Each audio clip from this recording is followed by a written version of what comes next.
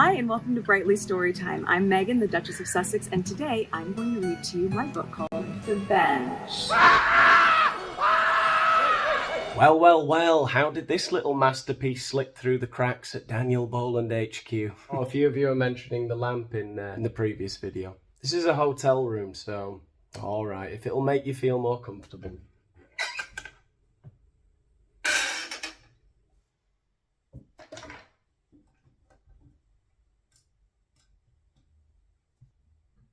I was a cat in my previous life. And some say a pretty cool cat in this life too. This is illustrated by Christian Robinson. Yeah, well, Christian Robinson, I'm afraid to say, must be retarded! I don't know what it is exactly about seeing art that is deliberately ugly that makes me feel sick. When something is made intentionally to look bad, there's something very sociopathic, antisocial about that. I feel like the artist must be trying to manipulate me in some way. Like all of the sculptures in the town where I live. Disgusting eyesores. It's wrong, it's disgusting. Everyone who makes stuff like that is a cynical misanthrope. Anyway, back to the book. You'll see what I'm talking about. Oh, you'll see! And I asked him to do something special for me and use watercolors, which isn't the normal medium he works in. Oh, it's not the medium he usually works in. Pray do tell, what is the medium this artiste normally uses to convey his dreams, his vision of the world? Finger painting! Macaroni and PVA glue. Anus! But he did it to make this extra special. I hope you love the pictures as much as you love the words. Oh, don't worry, Megan. I love the pictures just as much as I love the words. I wrote this as a poem for my husband and our son Archie, and then turned it into a book so you could enjoy it too. Here you go. The Bench. Brace yourselves. We're in for a wild ride. For the man and the boy who make my heart go pump, pump. Oh. Makes my heart go pump, pump. I swear this is not Meghan derangement syndrome, MSD. She is by no means the only person who's guilty of this kind of horrible onomatopoeia. I don't know why it bothers me so much, but it always has. And it's weird, you know, I don't know how it works, because if she'd have said thump, thump, it wouldn't have bothered me so much. Pump, pump. I remember being 4 years old at school and sitting on the floor as everyone was singing the Washerwoman. Do you remember that song? Down in the jungle where nobody goes, there's an oogie boogie washerwoman washing her clothes. All the kids having a great time singing along, and they loved the chorus. They really loved the chorus. They're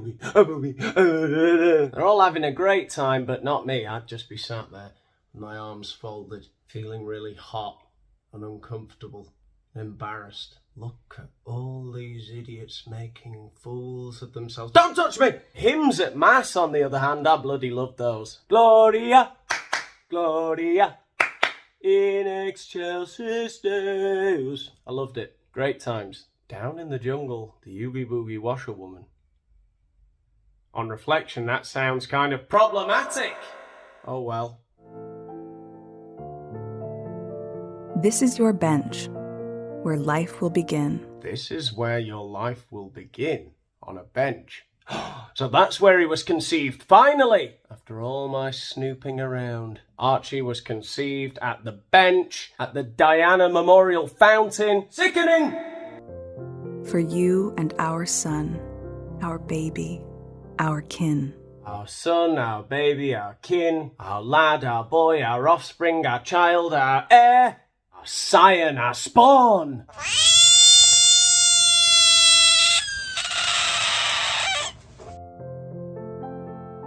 This is your bench, where you'll witness great joy. How many of us feel battered? From here, you will rest, see the growth of our boy. I might be a bit stupid, that is a possibility, but I don't understand this metaphor. What is the bench exactly? I mean, it's not a literal bench. It represents something else, right? It's figurative. The bench. This is like Rosebud in Citizen Kane. The bench in The Bench. What does it symbolise? The bench. No. The bench! He'll learn to ride a bike as you watch on with pride. From the bench, naturally. He'll run and he'll fall, and he'll take it in stride. You'll love... No. No, I won't. I won't do whatever that shit is. You'll love him. You'll listen. You'll be his supporter. Supporter? More like enabler. I'm joking, of course. I do not harbour such backward opinions. When life feels in shambles, you'll help him find order. I wanted to see whether it was possible, driving at the speed that Henry Paul was driving, that you could lose control of a car and plough into a pillar, killing almost everybody in that car. You'll sit on this bench as his giving tree. Ah, now I see. So the bench represents a tree. A giving tree.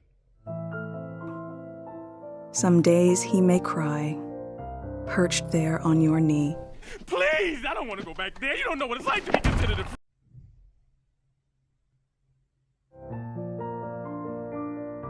He'll feel happiness, sorrow, one day be heartbroken. You'll tell him, I love you.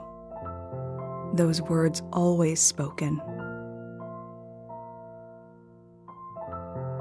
This is your bench for Papa and son. Okay, so there's quite a lot to unpack here, isn't there? A lot of unpacking. You love it when people say stuff like that. So first of all, there's the use of the word Papa. For Papa and son. Never call your father Papa. You're not Italian. If you speak English and unironically say Papa, stop.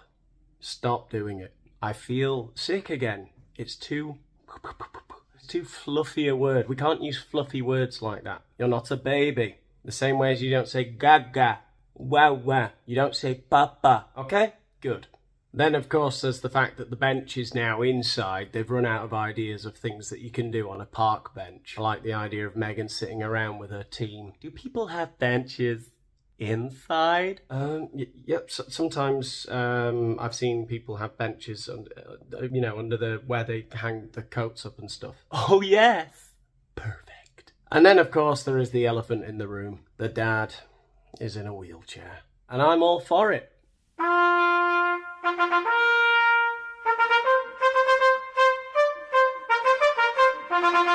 Inclusivity, that's what the Daniel Boland show's all about. Inclusivity's always good, I bet everyone in a wheelchair reading this book to their kids or whatever, all the millions of them, I bet they're all elated, I know, I bet they're jumping up I bet they're just happy, I bet they feel seen, is what I'm trying to say, okay? To celebrate joys and victories won. Okay, so very inclusive, very diverse again, which we love here, and they've got the kid playing football instead of cricket, which, that comment probably says more about you than the people who made this book. Shut up, Danny. Anyway, what I'm saying is it's great, we're all for that on this channel. What I'm not really buying into in the bench is the bench. Why is there a bench in every scenario?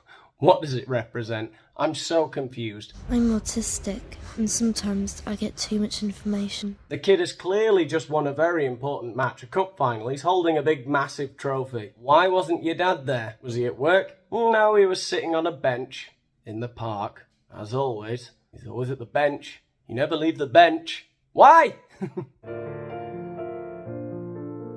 And here in the window, I'll have tears of great joy. Oh, there's Meghan crying in the window again. And little Archie going out to meet Daddy after he's got back from a long day of paintballing, presumably, or something. Looking out at my love and our beautiful boy. Ugh, my love. Tell me if I'm insane in the comments, right? But I have to appeal to you. I think there must be other people like me out there. I can't stand any terms of endearment. I mean, my love, my love is off the scale narcissistic. It's horrible. You can't call anybody that. There should be some rule, a fine of some kind. I don't know how it would work, but you can't say stuff like that. But I have a problem with people saying darling and love and stuff like that. It really, I've never used those terms in an unironic sense. I couldn't. I hear couples arguing with each other, especially here in Spain. You hear the word cielo. They call each other sky. Like, fucking hell, you're the sky. My life, they call each other. Mi vida.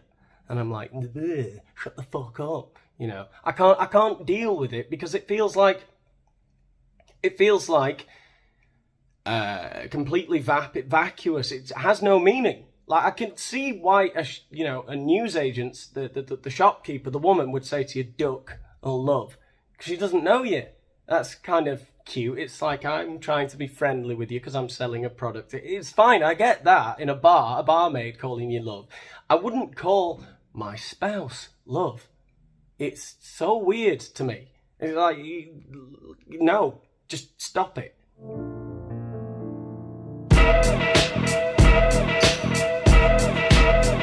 That's the coolest dad I've ever seen. I wish that was my dad. He has definitely seen shit. I mean, look how chill he is about the shooting star. Kid's like, there, shooting star. The dad's just there like, bitch, ain't nobody got time for that shit. Right there on your bench. The place you'll call home. The place you'll call home? I'd like to think I set the bar a little higher. With daddy and son. Where you'll never be lone. Oh, what an idyllic scene. Meghan doing a spot of gardening, wandering through her allotment in her summer hat. What you can't see is just out of shot, Jose and Jorge, Meghan's little helpers. Aye, it's very hot. Must we collect all the calabazas now, senora? I've really targeted quite a few different collectives in today's video. It's all a joke. It's, they can't stop us from laughing. Oh God, what have I become? I'm a modern day Bernard Manning. But I'm not. It's ironic. I'm like Al Murray. So I'm only 20 years out of date rather than 40 or 50. That's cancelable. Oh, and look at Harry there trying to teach Archie the problem, how to solve that problem. You know, you've got the bag of grain, the chicken, and the beagle in this case, and you've got to get them from one bench to another bench. But of course, Harry keeps getting it mixed up with rock, paper, scissors. Oh, you lose again because bag of grain trumps beagle. Harry, no! I hope you enjoyed the bench. Immensely. I loved being able to share it with you, and now I hope you're able to go and find your own special bench. Yeah, this guy knows the score. And you, fine sir. Well, not quite. Oh, that just won't do. And now I hope you're able to go and find your own special bench, or chair. Or chair. Or a little quiet nook. Just a place that means something to you that you can share with someone you love. Have a great day and come back to Brightly Storytime soon. Bye! Yeah, so if you've enjoyed this video, give it a little thumbs up and leave some comments and stuff and share it. Share it everywhere. Tell everyone that you've seen this and how amazing it is. And I'm off to find my own quiet nook somewhere. Okay, so I'll see you in the next one.